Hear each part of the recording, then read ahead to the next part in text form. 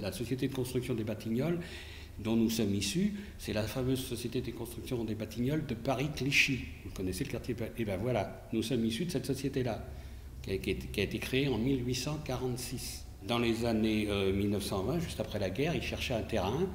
C'est comme ça qu'ils sont arrivés sur Nantes, parce qu'ils avaient des attaches à Nantes. Les frères Gouin ont possédé à Nantes un chantier naval pendant 10 à 15 ans. Ils ont acheté les chantiers Guibert, mais ça n'a pas marché, ils ont vendu au bout de 15 ans, à peu près 10-15 ans. Hein. Voilà, donc ils avaient des attaches à Nantes. Donc en 1917-18, quand il a été question d'augmenter la production de locomotives en France après la guerre, hein, vers la fin de la guerre, ils ont acheté le fameux domaine Saint-Georges, ici, là, du quartier des Batignolles, pour faire des locomotives. Et ils ont cherché du terrain dans la région nantaise, à proximité d'une voie de ferrée, parce que pour sortir les locomotives, il fallait un embranchement particulier. Et il y avait du terrain, il y avait des fermes, il y avait des terres, là. Et ils ont acheté tout un quartier, tout ce quartier-là, pour construire une locomotive. Toutes les locomotives, pour construire une usine, je veux dire, pour fabriquer les locomotives. Il y avait un branchement de l'usine sur la voie ferrée, là, de Châteaubriand, Nantes-Châteaubriand, là, juste à côté de l'usine, qui a été démonté. Bon, il y a quoi, 7-8 mois, un an, pas plus, hein, c'est fini maintenant, il est parti, ils l'ont fait sauter. Mais il y avait un branchement, et moi j'ai vu des wagons, j'ai pas vu les locomotives partir parce que j'ai pas connu les locomotives. Mais j'ai vu des wagons amener du matériel à l'usine de BTT, par là. Hein. La chaudronnerie, c'était vraiment, à l'époque des locaux, la base, le châssis, le carénage, enfin, vous voyez, voilà, c'était un peu la base de... Hein. Bon, après, il y avait les parties mécaniques, électriques, bon, voilà, qui étaient faites par le côté mécanique. Il y avait comment dirais-je, la grande usine, le grand bâtiment qu'on appelait la cathédrale, puis de chaque côté, perpendiculairement, il y avait des ateliers où on fabriquait les roues, on fabriquait différentes... Et tout ça venait se rajouter sur l'arête centrale de l'usine, et c'est là où étaient montées les locomotives et terminées, quoi. Elle a été occupée par les Allemands en juin 40, et elle a été... les agents de la Reichsbahn, c'était la société des chemins de fer allemands, et a fait fabriquer au Batignolles des locomotives de type allemand 150X. Alors, on a continué à faire des locomotives pour les Allemands pendant toute l'occupation, quoi. Toutes les locomotives qui partaient, même pendant l'occupation, il y avait un ouvrier qui accompagnait la locomotive. Et pour se prémunir des bombardements, il couchait dans le foyer de la locomotive. Et pour être à l'abri s'il y avait des bombardements, choses comme ça. Il convoyait la locomotive jusqu'en Allemagne, quoi. Il y a eu même des actes de sabotage. Il y avait un grand pont roulant, là, on appelait ça, il était dans la cathédrale, c'était le bâtiment le plus important, où on mettait là dernièrement aux locomotives, et le pont roulant soulevait les locomotives qui faisaient plus de 100 tonnes.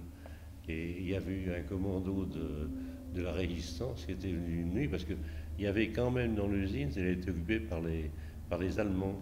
Sur le toit des bâtiments, il y avait des petits canons de DCA, et à la poste, il y avait un poste avec des Allemands qui faisaient des rondes. Et malgré ça, ils ont fait la trame, mais ça n'a pas empêché la construction et la continuation de l'entreprise. Ils ont réussi à réparer ça assez rapidement. Il y a eu des bombardements après? Oui, il y a eu un bombardement, je crois que c'est le 25 mars 1943. Mais alors moi, j'étais pas à l'usine ce jour-là, j'étais malade, et j'ai entendu la sirène de l'usine qui sonnait, annonçant une alerte, mais ça a été très rapide. Pas de 3 minutes après, j'ai vu, moi, de mon jardin des cités, je voyais le dôme des bâtiments, et j'ai vu les avions, c'était les Mosquitos anglais, on a su ça le soir, et toutes les bombes, sauf une, sont tombées sur l'entreprise. Il y en a une qui est tombée du côté de la pilotière, mais qui n'a pas fait de victimes. Toutes les victimes, il y en avait, je crois que c'est 35, ont été tuées sur l'emplacement de l'usine. Alors l'usine avait été... les bâtiments avaient été très très abîmés. Alors, à la suite de ça, ils ont nettoyé et transformé l'usine, mais ils ont continué l'activité jusqu'en juin 1944, jusqu'au moment du débarquement. le pont de la Genelière a été bombardé. Et quand ils l'ont refait en dur, parce qu'avant c'était une espèce de passerelle, quand ils l'ont refait en dur, c'était en bois, ils l'ont testé avec, je ne sais plus, 15 ou 20 locomotives des Batignolles de Nantes par rapport au poids pour voir ce que la résistance, etc. Voilà. Ils ont mis des locomotives sur voilà, le pont, tout du long, il y en avait je ne sais plus combien, 15 ou 20, voilà, pour tester la résistance du pont de la Jeune. Ah oui, ça c'est vrai, j'ai vu des photos là-dessus. Alors, est-ce qu'après la guerre, l'usine a continué à faire des locomotives? Ils continuaient à faire encore des locomotives électriques, mais on faisait également de la réparation pour les locaux à vapeur. Pendant la guerre, il y avait eu pas mal de locaux d'abîmés, et la SNCF avait demandé à l'entreprise qui était équipée de faire des réparations de locomotives. Vous parliez d'une autre anecdote à propos des locomotives. Une commande de locomotive pour le Mexique, c'était la voie métrique, c'est-à-dire que l'écartement des rails était d'1 mètre. Et en France, la norme c'est 1,400 et quelque chose, 1,4 m.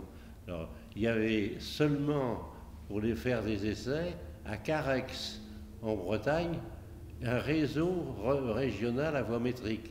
Alors, une des premières locomotives qui a été construite à l'usine, elle a été chargée sur un camion avec une remorque, et elle a fait le trajet avec un itinéraire adéquat parce que fallait la hauteur à respecter, il fallait pas de pont.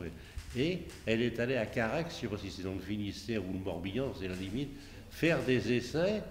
Alors ça fait toute une histoire dans la presse, il y a eu des comptes rendus, une locomotive. Et ces locomotives-là ont été expédiées par voie fluviale, les bateaux, et elles étaient sur le pont, calées, quand elles ont été expédiées, et il y avait une équipe qui les réceptionnait là-bas. Et elles avaient une particularité, c'est qu'elles avaient un espèce d'éperon devant, et ça s'appelait un chasse-bœuf. Parce que dans la pampa et dans ces coins-là, il n'y avait pas de passage à niveau, il y avait des troupeaux, et c'était pour dégager la voie. C'est peut-être en 1950, ça, parce qu'il y a eu des fabrications exceptionnelles comme ça de 20 locomotives. Il y a eu je ne sais pas si c'est pour le Mexique, des derricks. Alors c'est des appareils de forage pour rechercher du pétrole. Mais il n'y en avait eu que 5 de fait, c'était des choses qu'on n'avait pas l'habitude de faire. Le travail sur les locomotives s'est arrêté vers les années 55. Après, il a été pratiquement plus fait de locomotives. Donc l'entreprise s'est diversifiée en deux éléments qui sont dans l'histoire de la boîte. La mécanique, ce que nous on appelait la mécanique, est devenue une fabrique de gazettes, d'éléments pour tirer les journaux, pour faire des revues, pour faire du papier carton, fabriquer du papier carton. Et la partie chaudronnerie dans laquelle j'ai travaillé moi, elle s'est diversifiée surtout dans les années 70, entre 55 et 70, ça a été divers, très divers, mais après, c'est beaucoup travaillé pour les aéroréfrigérants et les condenseurs. Alors, ce sont des systèmes de réfrigération pour la grosse industrie, pétrole, gaz, pétrochimie, etc. Mais ce sont des gros matériels. Avec le fameux pont de 150 tonnes qu'évoquait tout à l'heure Maurice, on soulevait des appareils qui faisaient 40 ou 50 tonnes.